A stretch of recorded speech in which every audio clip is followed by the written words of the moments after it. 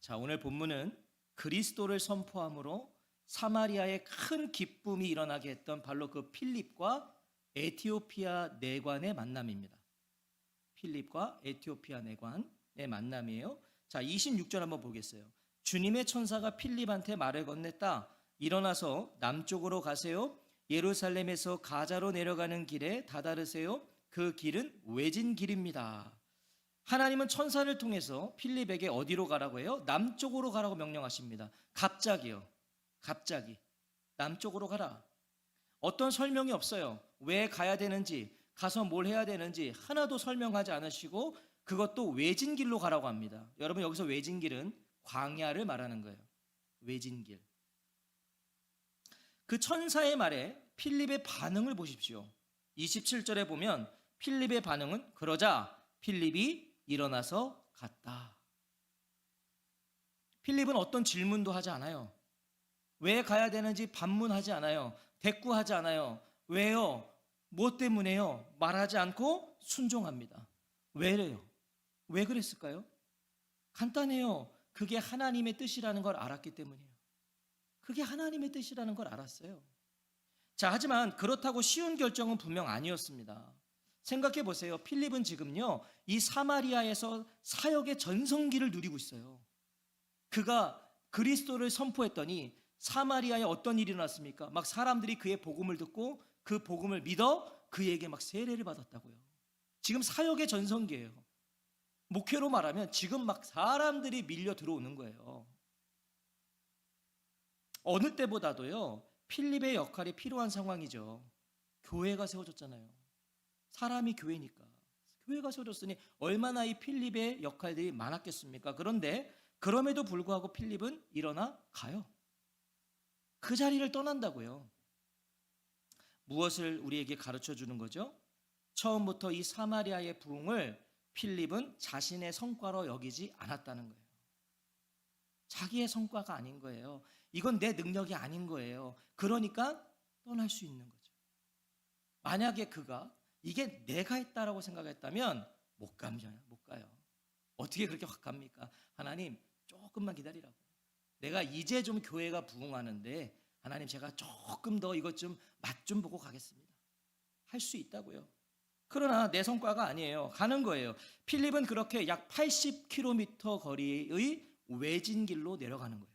여러분, 멀리 기는 겁니다. 지금 먼 길을 가는 겁니다. 지금 다 이해돼서가 아니라 명령하신 분이 하나님이시기 때문에 그는 갑니다. 그는 갑니다.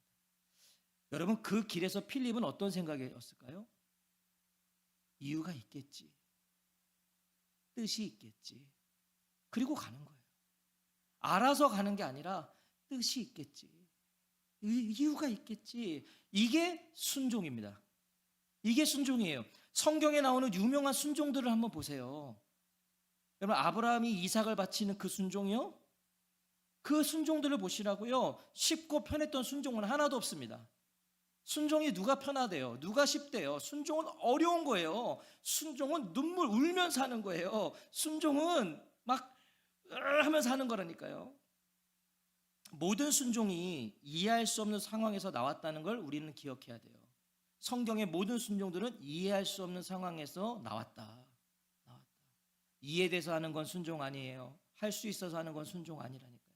그건 당연한 거잖아요. 자, 필립은 그렇게 이유도 모른 채 외진 길을 걷고 또 걸어요. 계속 걸어요. 광야를 걸은 거예요. 아무도 없는. 계속 걸어요. 하지만 필립에게는요, 그도 알지 못했던 하나님의 목적이 있었다는 거예요. 하나님의 목적이 뭐죠? 자, 27절 같이 한번 읽어보겠습니다. 시작. 그러자 필립이 일어나서 갔다. 그런데 보라, 거기에 에티오피아 사람이 있었다. 내관이었다. 에티오피아 여왕 간다게의 왕궁 관리였다. 여왕의 재정일을 다 맡고 있었다. 그는 예배드리러 예루살렘에 왔었다. 필립은 홀로 인적 없는 외진 길에서 전혀 예상하지 못한 에티오피아 사람, 그러니까 검은 피부의 이방인을 만났다는 거예요. 이방인을. 이 에티오피아 여왕 간다게의 왕궁 관리다라고 소개가 되고 있는데요, 여기서 이 간다게는 여왕의 이름이 아니라 당시 여왕의 직함이었어요. 그러니까 바로 왕도 제가 말씀드렸잖아요. 그 이름이 아니라 그 당시에 이집트의 왕이 칭호가 바로였다는 거예요. 지금 똑같아요. 간다게도 이 에티오피아 여왕의 직함이에요. 간다게. 당시 에티오피아 왕은요, 태양의 아들로 숭배가 되어서 신성시 되었대요. 에티오피아 왕은. 그래서 얼마나 신성시 되었으면 통치를 직접 안 했어요. 그러니까 그런 신이니까 인간사에 통치하는 게 아니라 그것을 대신한 게 바로 이 왕의 어머니 여왕 이 간다게가 했다는 거예요. 그 간다게는 실제적인 통치자였다는 거죠. 이 여왕은. 자, 이 에티오피아 사람은 그 간다게의 재정 담당을 관리였어요. 그러니까 얼마나 막강한 권력을 가진 내관입니까? 대단한 거죠. 이 내관은 여왕과 후궁들과 생활을 해야 됐기 때문에 불미스러운 일을 발생하지 않도록 거세를 당한 사람을 의미합니다. 그러니까 우리가 의해할 때 내시 그 내관이에요. 그러니까 우리 개역개정에는 내시라고 돼 있죠. 자, 27절은 이런 에티오피아 내관이 예배하기 위해 예루살렘에 왔다가 돌아가는 길이었다라고 증언하고 있어요. 예배드리러 왔다가 돌아가고 있었다. 자, 기억하세요. 그는 검은 피부의 이방인입니다. 그런데 그는 하나님을 경외하는 자였다는 걸 말해주는 거죠. 이방인인데 예배하러 왔다가 가고 있었어요. 예배를 위해서 그 먼 거리로 오고 갔다는 것은 그의 헌신을 보여주는 거예요. 그가 이만큼 하나님께 헌신적인 사람이었어요. 자, 28절 보니까 그리고 돌아가는 길이었는데, 자, 예배 드리고 돌아가는 길이었는데 수레에 앉아 예언자 이사야의 글을 읽고 있었다. 그는 덜컹거리는 수레에서조차 이사야의 이 글을 읽을 만큼, 그러니까 쉽게 말하면 이사야서를 읽을 만큼, 성경의 이사야서를 읽을 만큼 진지하게 신앙을 추구했던 사람이었어요. 여러분 수레 타보셨어요? 뭐 수레가 우리 요즘 차처럼 뭐 안정감 있게 가지 않잖아요. 덜컹 거리는데 그 안에서도요 이사야서를 읽어요. 지하철에서는 많이 읽어봤고, 버스에서 책 읽어보셨어요? 버스에서 책 읽으면 토 나와요. 막 이렇게 덜컹거려서. 지금 그런 사람이에요. 그만큼 그는 그런 거에 상관없이 읽었어요. 당시의 관습대로 그는 큰 소리로 이사야의 글을 읽으면서 가고 있었던 거예요. 당시의 관습은 크게 읽었어요. 인적이 없는 외진길에서, 광야에서 누군가가 성경을 막 크게 읽으면서 가고 있으면 당연히 주목받게 되겠죠. 인적이 없는 곳에서 막 누가 읽으면 다 쳐다보지 않겠습니까? 필립의 눈에 띄지 않을 수가 없었어요. 필립은 한참을 그를 주목하고 있었습니다. 그런데 바로 그때 다시 성령님이 필립에게 말씀을 하시는 거예요. 자, 우연히 봤는데 막 성경을 읽는데 그때 갑자기 성령님이 갑자기 말씀을 또 하시는데 29절을 보세요. 자, 29절 같이 한번 읽어볼까요? 시작. 한편 성령님이 필립에게 말씀하셨다. 다가가서 이 수레에 바짝 붙어라. 필립은 이번에도 순종해요. 그러니까 필립은 순종의 사람이에요. 이번에도 그냥 순종해요. 그는 말씀하시면 순종합니다. 이게 되게 오늘 이거 중요하지 않습니까? 말씀하시면 순종한다. 그래서 어쩌면 더욱 성령님이 그에게 성령님의 음성이 들려왔는지도 몰라요. 그렇지 않겠어요? 순종하니까. 얘는 내가 말하면 순종하니까. 그럼 하나님이 얼마나 많이 자주 말씀하실까요? 들으면 순종하니까요.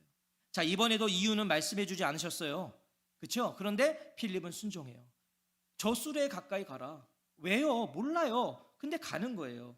자, 그런데 순종했다는 건 또 뭘 말해주는 거예요? 필립에게는 하나님이 이유시고 필립에게는 하나님이 목적이었던 거예요. 그러니까 이유 몰라도 가는 거예요. 하나님이 이유시니까, 하나님이 목적이시니까.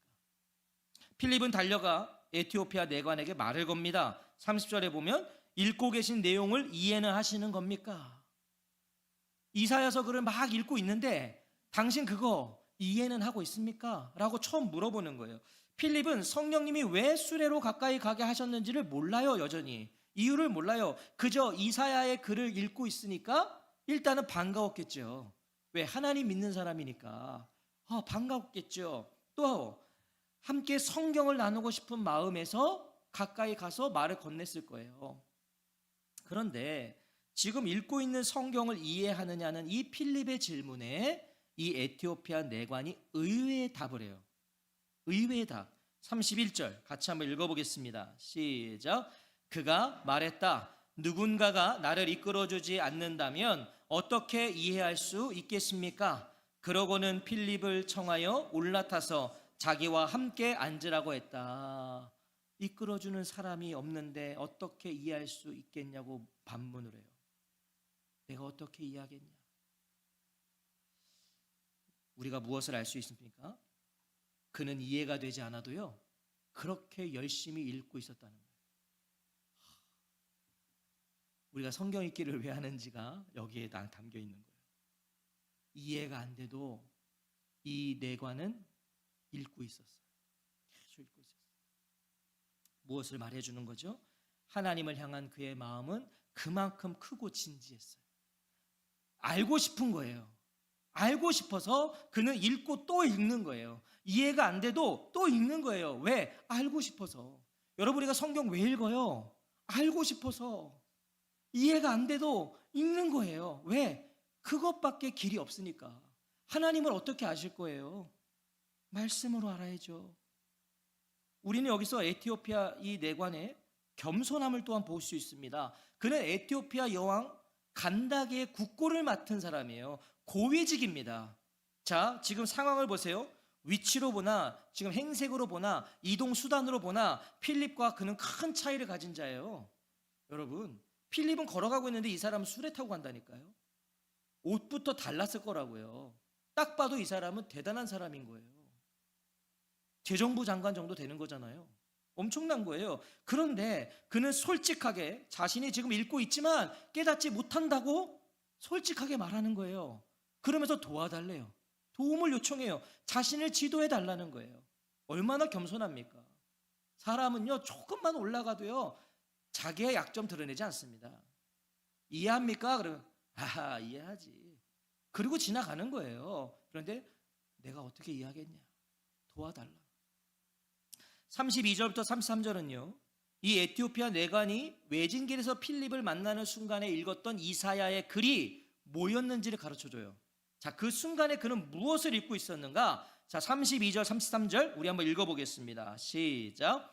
그가 읽고 있던 성경 구절은 이것이었다. 그는 양처럼 도살장으로 끌려갔다. 어린 양이 털 깎는 사람 앞에서 잠잠한 것처럼 그렇게 그는 자기 입을 열지 않는다. 그는 굴욕을 당하면서 공정한 재판을 받지 못했다. 그의 자손에 대해 누가 이야기하겠는가? 그가 땅에서 생명을 빼앗기고 있으니. 그는 고난받는 종에 대한 이사야의 예언 부분이었던 이사야서 53장 7절과 8절을 읽고 있었어요. 여러분, 이사야서 53장 7절과 8절은 고난받는 종 예수님에 대한 예언이잖아요. 우리는 그거 알잖아요. 놀랍단 말이죠. 분명 인적 없는 외진 길에서 이 두 사람은 각자의 길을 걷고 있었어요.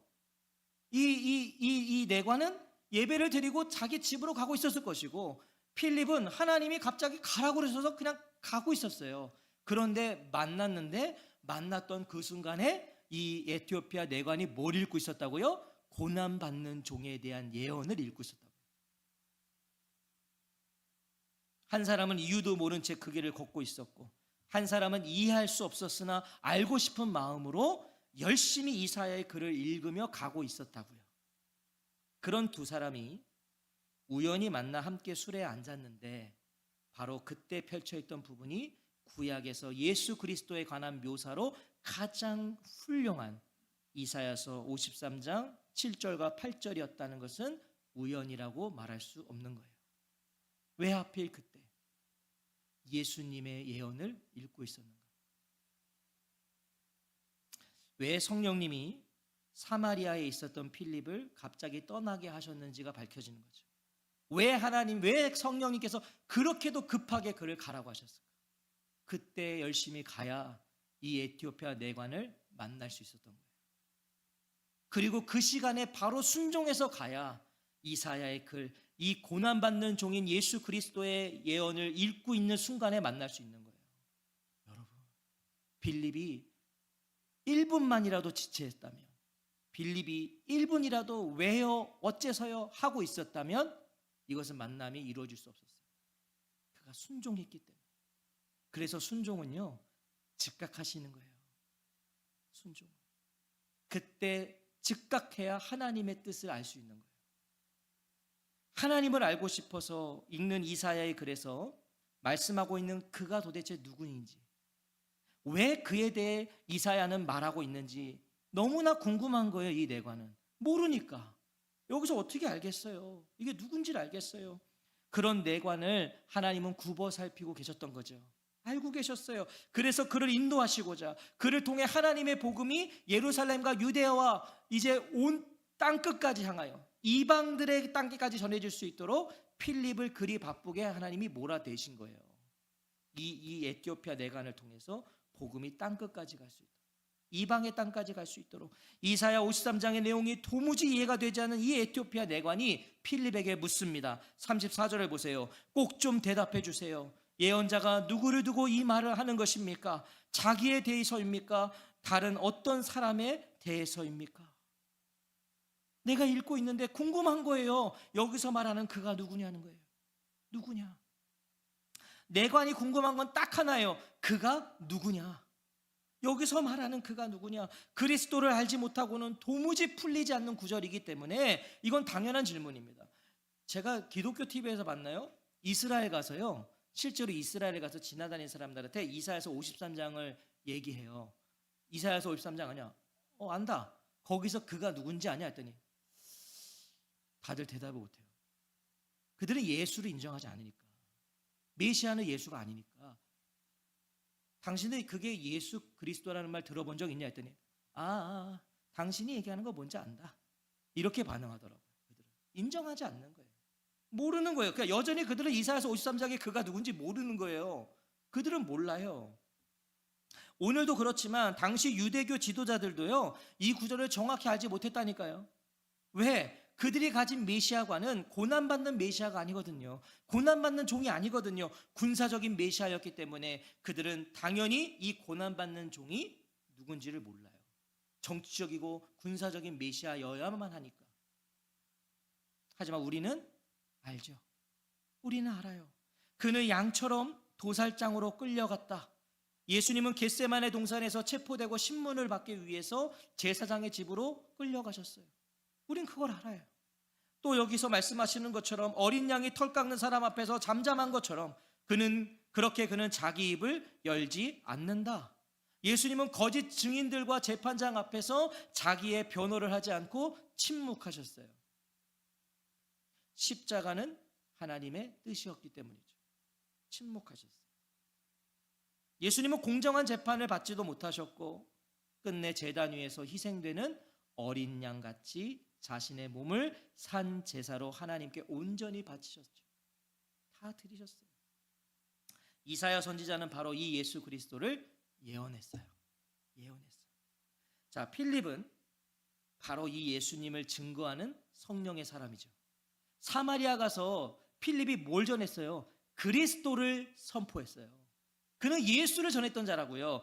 이사야 선지자가 말하는 그가 누구냐는 질문에 필립이 답하지 못할 이유가 없어요. 그는 알거든요. 35절을 보세요. 그러자 필립이 입을 열어 이 글에서 시작해서 예수님에 관한 좋은 소식을 그에게 전했다. 이사야의 글을 통해서 예수 그리스도를 전했대요.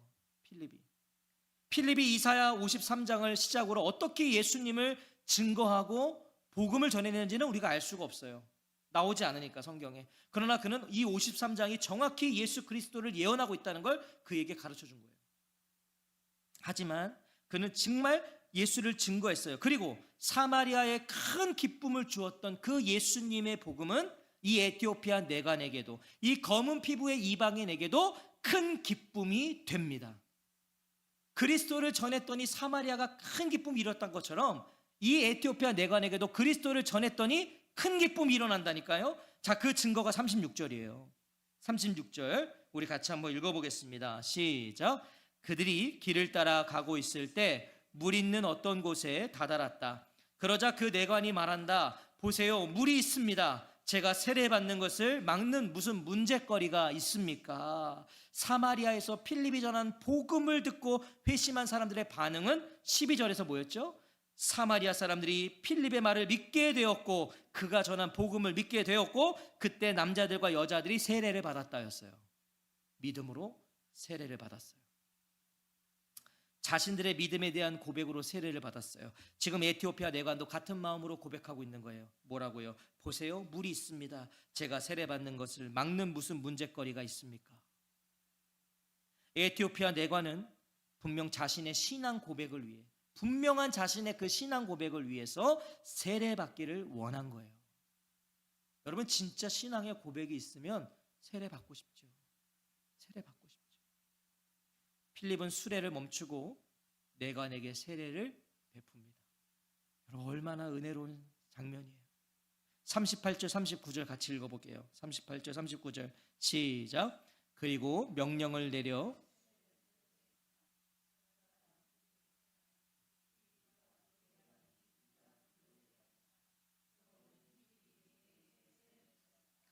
그들이 물에서 올라왔을 때에 주님의 영이 필립을 휙 데려갔다. 그래서 그 내관은 필립을 더는 보지 못했다. 그는 기뻐하면서 자기 길을 계속 갔던 것이다. 놀라운 일이 일어나죠. 두 사람이 함께 물로 내려가 물에 잠겼다 올라온 바로 그때 성령님이 필립을 휙 데려가셨대요. 그러니까 사실 이거는 어떻게 말로 설명할 수 있는 부분은 아니에요. 사라졌어요. 세례를 베풀고 물에서 올라왔더니 필립이 사라졌다. 갑자기 사라진 거예요. 이건 뭐 어떻게 우리 말로 어떻게 이해하겠어요? 그런데 하나님은 하실 수 있죠. 하나님 못하실 게 어디 있겠어요?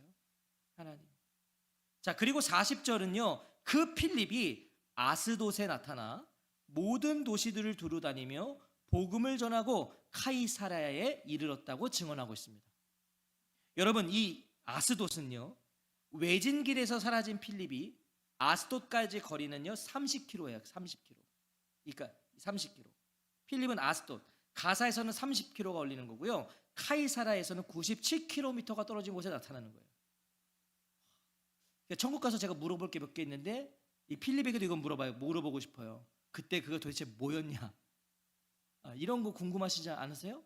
베드로가 바다 위를 걸었는데 어땠냐? 이런 거 물어봐야죠. 이거 제 순간이동 아닙니까 지금? 샥! 그러더니 그 엄청나게 먼 거리에 그가 나타나서 복음을 전하고 있었다. 성령님이 계속해서 필립이 갈 길을 지시하고 인도하신다는 거죠. 계속 인도하고 계셨다는 거예요. 중요한 건 이 에티오피아 내관의 반응입니다. 이 내관의 반응을 보세요. 그는 기뻐하면서 자기 길을 계속 갔던 것이다. 내관은 기쁘게 자기의 길을 갔다는 거예요. 기쁘게 자기의 길을 갔다. 사도행전에서 기쁨은 구원을 의미합니다. 기쁨은 구원이에요. 그러니까 사마리아 성에 큰 기쁨이 일어났다는 건 그곳에 구원이 일어났다는 거예요. 필립이 곁에 있고 없고는 이제 그에겐 더 이상 중요하지 않아요. 그에게는 이제 예수 그리스도가 계셨기 때문이에요. 그래서 그는 기쁨으로 가는 거예요. 예수가 있으니까 이제 이사야서에 말하는 그가 누군지를 알았으니까 가는 거예요. 필립과 에티오피아 내관 두 사람의 공통점은 사람을 의지하지 않았다는 거예요. 사람을 의지하지 않았어요. 그들은 사람에게 매이지 않았다는 거예요. 여러분, 필립도 사람에게 매었다면 사마리아에서 떠나라고 했을 때 못 떠납니다. 이 에티오피아 내관도 사람을 의지하는 사람이었다면 필립을 찾았겠죠. 사라진 필립이 어디 있는지 찾았겠죠. 그들은 매이지 않았어요. 두 사람 모두 오직 예수 그리스도에게 매인 하나님의 사람이었다는 거예요. 사랑하는 성도 여러분, 오늘 본문을 통해 우리는 하나의 메시지를 받기 원해요. 하나의 메시지. 물론 여러 가지 메시지가 있겠지만 오늘 이 밤에 우리 하나의 메시지를 받기 원하는데요. 바로 한 사람을 향한 하나님의 마음이에요. 한 사람을 향한.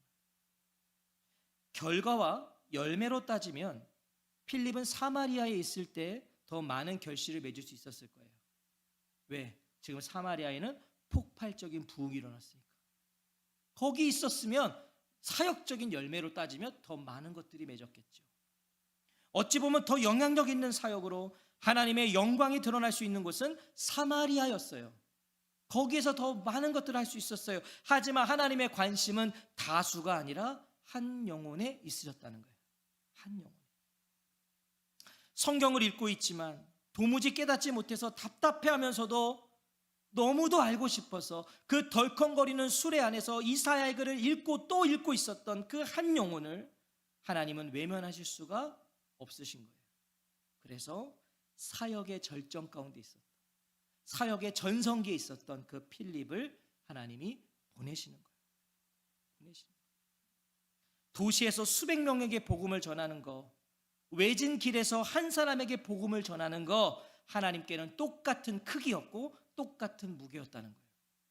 하나님께는 중요한 건 영향력이 아니에요. 중요한 건 숫자가 아니에요. 중요한 건 규모가 아니라 하나님의 부르심에 신실하게 반응하는 거. 한 사람 한 영혼이 믿음을 갖고 하나님의 자녀가 되는 것을 하나님은 귀하게 여기신다고요. 귀하게 여기신다. 그러니까 제가 언젠가도 말씀드렸잖아요. 그런데 보면 오늘날 우리 한국 교회를 보면 정말 특단한 목사님들이 목회를 잘하고 계시다가 하나님의 뜻이라고 더 큰 교회로 가요. 이 교회는 어떻게 되는 거예요? 이 교회를 이미 그 교회도 큰 교회예요. 그런데 더 큰 교회가 부르면 가요. 그리고 다 명분은 하나님의 부르심에 순종합니다. 도대체 우리 하나님은 왜 사역을 잘하고 뛰어난 분들은 다 더 큰 교회로 보내시는 거죠? 그 이상한 거잖아요. 적은 더 작은 교회로, 오늘 성경에 보니까 하나님은 그 한 사람 때문에 절정에 있는 사람을 그곳에 보내시던데요. 뭔가 잘못된 거잖아요. 제가 언젠가 말씀드렸죠. 저는요, 큰 교회에서 저를 부를 리가 없어요. 그러나 우리 교회보다 작은 교회에서 부르면 가야 됩니다. 늘 두렵다고요. 그렇게 그때는 아주 실출석을 해야 돼, 우리도. 그래요. 큰 교회에서 부른다고 가는 거 아니에요. 작은 교회에서 부르면 가는 거예요. 큰 교회에서 부르면, 혹시라도 부르면 보내지 마세요. 그리고 저를 욕하시고요. 작은 교회에서, 혹시 우리보다 더 작은 교회에서 부르면 기쁨으로 보내주십시오. 하나님이 가라, 바로 그런 거잖아요. 에티오피아 내관과의 만남을 통해서 필립도 그것을 깨닫게 되지 않았겠냐고요. 하나님은 내가 이 사마리아에서 떵떵거리고 사역의 엄청난 역사를, 이걸 원하시는 게 아니라, 하나님 나를 부흥사로 원하시는 게 아니라 그 한 영혼을 원하셨구나. 깨달았겠죠. 필립이 성령의 명령에 순종하지 않았다면 결코 깨달을 수 없었던 하나님의 마음이에요. 하나님의 마음은 어디에 있는가? 하나님은 한 명도 1000명처럼 여기신다. 하나님 한 사람 한 영혼의 소중함, 이거 못 알았을 거라고요. 필립이 일어나서 가라 하시니 필립이 일어나서 갔다. 오늘도 성령님은 우리에게 말씀하세요. 한 영혼을 보라는 거예요. 우리 곁에 놓으신 그 한 사람을 보라고 하시는 거예요. 옆에 있는 그 옆에 있는 한 사람이요. 내 옆에 있는 한 사람. 하나님을 알고 싶고 영혼의 목마름을 가지고 있지만 누군가가 나를 이끌어주지 않는다면 어떻게 이해할 수 있겠습니까? 라고 말하고 있는 그 한 사람을 우리 곁에 놓으셨다니까요. 있어요. 오늘 이 밤 그 한 영혼을 볼 수 있는 눈을 달라고 기도하지 않으시겠습니까? 하나님, 그 한 영혼. 여러분, 우리 교회도 있어요. 우리 교회도 여기서 예배 드리고 있는데 여전히 이 에티오피아 내간처럼 내가 알려주는 사람이 없어서 내가 어떻게 알겠습니까? 하고 말하고 싶은데 말하지 못하고 있는 사람이 있을 수 있다니까요. 그 한 영혼 하나님 내가 보게 해주세요. 이게 진짜 참 신자의 기도 아니겠습니까? 그 한 사람 우리 곁에 놓으셨어요. 그 영혼을 볼 수 있는 눈을 달라고 기도하세요. 아니, 먼저 순종하겠다고 기도하십시오. 순종하겠습니다. 복음을 전하겠습니다 라고 기도하십시오. 필립이 일어나서 갔다. 그때 하나님은 그 한 영혼을 보여주실 것이고 그 보게 하실 거예요. 뭐 할 때? 순종할 때. 한 영혼을 보여주실 거예요. 그리고 한 영혼을 향한 하나님의 마음을 보여주실 거예요. 한 영혼을 향한 한 사람에 대한 하나님의 마음을 품은 저와 성도님들이 되시기를 주의 이름으로 축원합니다. 아멘.